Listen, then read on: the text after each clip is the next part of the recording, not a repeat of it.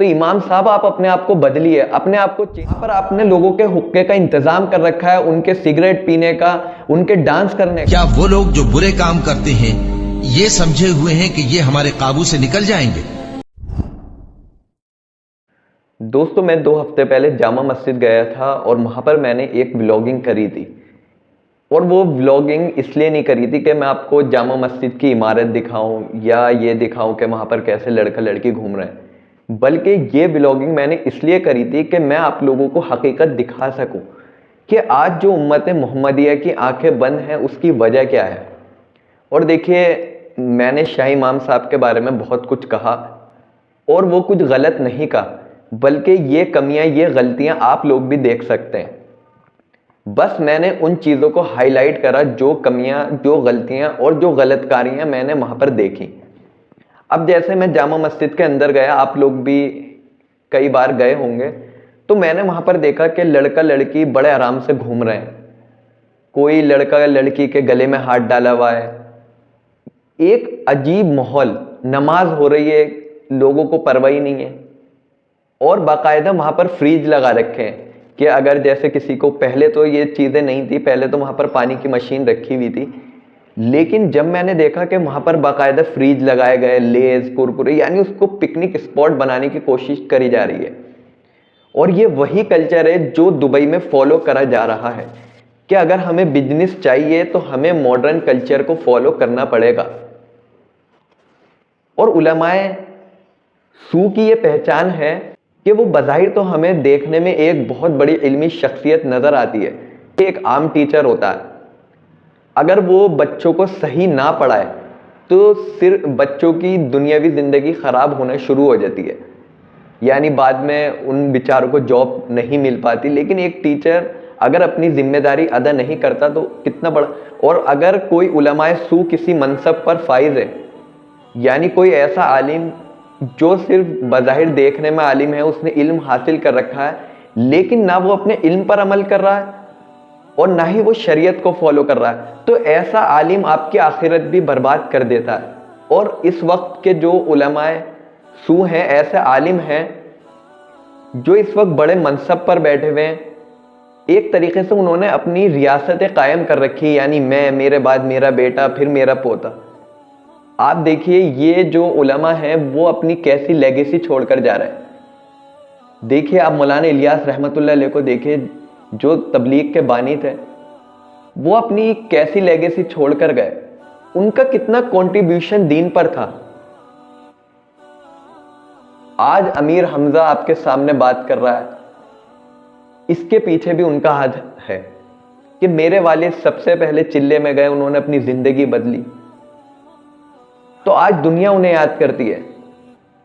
انہوں نے اپنی زندگیاں قربان کر دی، دین پر اپنا سب کچھ لگا دیا، اور آج ہم کیا کر رہے ہیں؟ میں بھی اس میں شامل ہوں۔ تو امام صاحب آپ اپنے آپ کو بدلیے، اپنے آپ کو چینج کریے۔ اگر آپ نے اپنے آپ کو چینج نہیں کرنا تو آپ اس منصب سے استعفیٰ دے دیجئے، وہ چھوڑ دیجئے۔ آپ دین کو بدنام کر رہے ہیں۔ آج دوسری قومیں دیکھ رہی ہیں، آپ جو وہاں پر جس منصب پر بیٹھے ہوئے ہیں، آپ کو لوگوں نے اپنے امام تسلیم کر رکھا ہے، آپ وہاں پر بیٹھ کے دین کے ترجمان ہیں۔ کل جمعے کا دن ہے اور میں چاہتا ہوں کہ امام صاحب اپنی غلطیوں کا اعتراف کریں اجتماعی طور پر، کیونکہ امام صاحب اس میں دین کا بہت بڑا نقصان ہو رہا ہے، آپ سوچ نہیں سکتے۔ اگر آپ راہ راست پر چلیں، حق کے داعی بنے، تو میں آپ کا ساتھ دوں گا، میں آپ کے ساتھ چلوں گا۔ جو مسجد نبوی کا نقشہ اللہ کے رسول ہمیں دے کر گئے تھے، اللہ کے رسول نے ہمیں دکھایا کہ مسجدیں ایسی ہوتی ہیں، مسجدوں کا ماڈل ایسا ہوتا ہے، لوگ آپ کے پاس مسائل لے کر آئیں گے۔ اس وقت امت بہت پیاسی ہے، امت کو آپ کی ضرورت ہے، اور جو بڑے بڑے عالم ان چیزوں پر خاموش ہیں، انہوں نے خاموشی اختیار کر رکھی ہے، ان کا بھی یہ حق بنتا ہے کہ اللہ نے آپ کو اتنا بڑا رتبہ دیا۔ علماء حق ہونے کی پہچان یہ ہے کہ وہ اپنے کسی ساتھی کو غلط کام کرتے ہوئے دیکھے، یا اس ساتھی کی غلطیاں اس کے سامنے ہیں، یا وہ اس کا ہم عمر ہے تو وہ اسے ٹوکے ترغیب کرے. پتہ نہیں کہاں گئے علماء حق. میری آنکھیں ترستی ہیں، لیکن امام صاحب جامع مسجد پر بہت کچھ ہو سکتا ہے.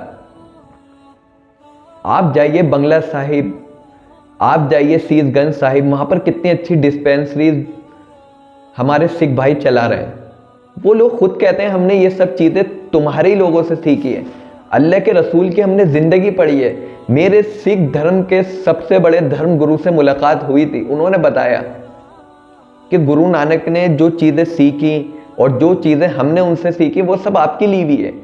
آج ان کی داڑھی پگڑی اس چیز کی علامت ہے. آپ کسی بھی سکھ بھائی سے پوچھیں گے وہ آپ کو بتائے گا، وہ ذرا سا بھی نہیں شرماتے. لیکن جو ہمارے پیشوا ہیں، آئمہ ہیں، انہوں نے یہ سب چیزیں چھوڑ دیں. آج امت کو کوئی بھی نقشہ دینے والا نہیں ہے، کوئی بھی سسٹم دینے والا نہیں ہے. آپ جیسے لوگ ہی، آپ ہمارے بزرگ ہیں، بڑے ہیں. اگر آپ ان سب چیزوں سے باز آ جاتے ہیں تو یہ امیر حمزہ آپ کے ساتھ کھڑا ہے، ورنہ میں آپ کے خلاف ایسے بیانات اور ایسے دلائل دیتا رہوں گا کہ جس سے امت کی آنکھ کھلے. مجھے ذرا بھی ڈر نہیں ہے.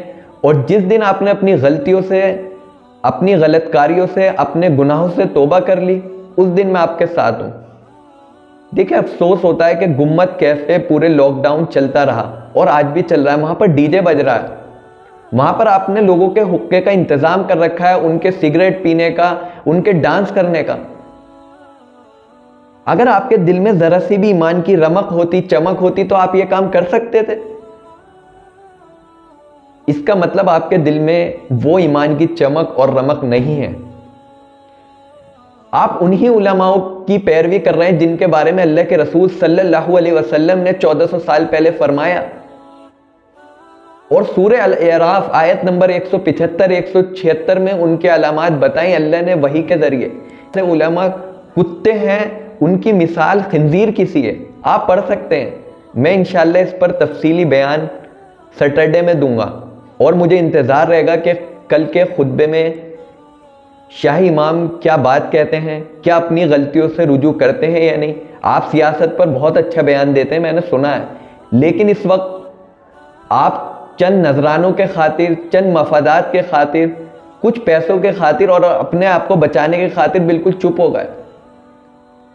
جن چیزوں میں غیر مسلم لوگ بولتے ہیں آپ ان میں بھی نہیں بولتے.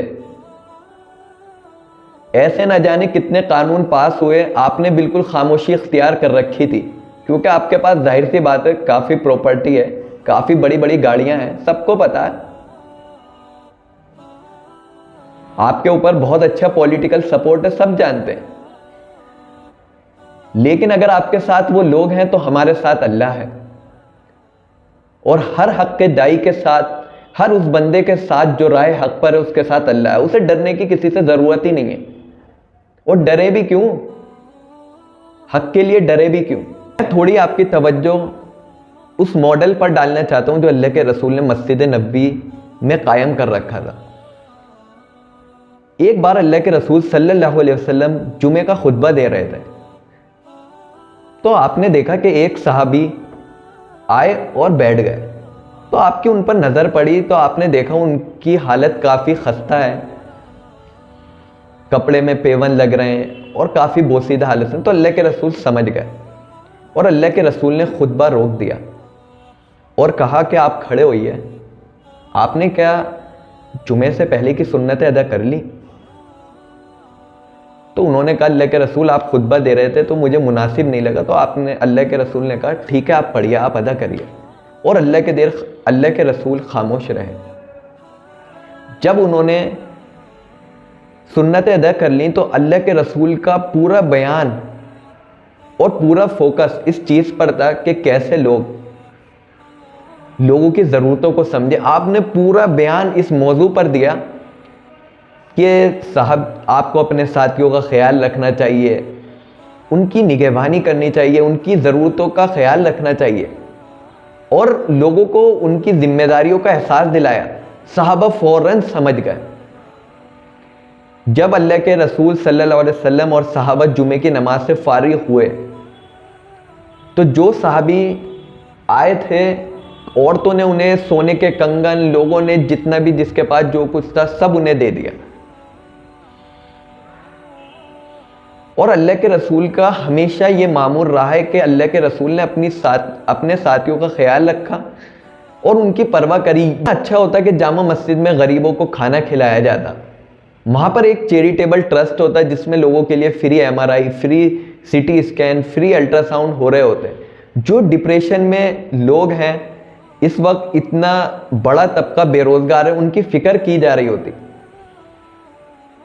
آج نہ جانے کتنے سارے لوگ، یعنی اگر میں جامع مسجد کی ہی بات کروں تو وہاں پر بے شمار ایسے لوگ ملیں گے جو ڈپریشن کا شکار ہیں، جن کی کوئی کاؤنسلنگ کرنے والا نہیں ہے، جنہیں کوئی گائیڈنس دینے والا نہیں ہے، اور ہم گل چھرے اڑا رہے ہیں. ہم اپنی دنیا سمیٹنے میں لگے ہوئے ہیں، ہم دنیا پرست بن گئے. تو کیا ہماری بخشش ہو جائے گی؟ اگر میں نے بھی یہ کام انجام نہیں دیے تو میری بھی بخشش نہیں ہوگی. اللہ کے نزدیک صرف وہی بندہ مقبول ہے اور وہی انسان عزیز ہے جو ان سب چیزوں کا خیال رکھے. صرف مسلمانوں کا ہی نہیں بلکہ غیر مسلموں کا بھی خیال رکھیں، وہ بھی ہمارے بھائی ہیں. سکھوں کا بھی خیال رکھیں، کرسچنز کا بھی خیال رکھیں. اللہ نے جو مسلمان کو بھیجا ہے وہ اس ہی لیے بھیجا ہے کہ وہ پوری انسانیت کا خیال رکھے. خیر الناس من ینفع الناس، تم میں سب سے بہترین شخص وہ ہے جو لوگوں کو فائدہ پہنچائے.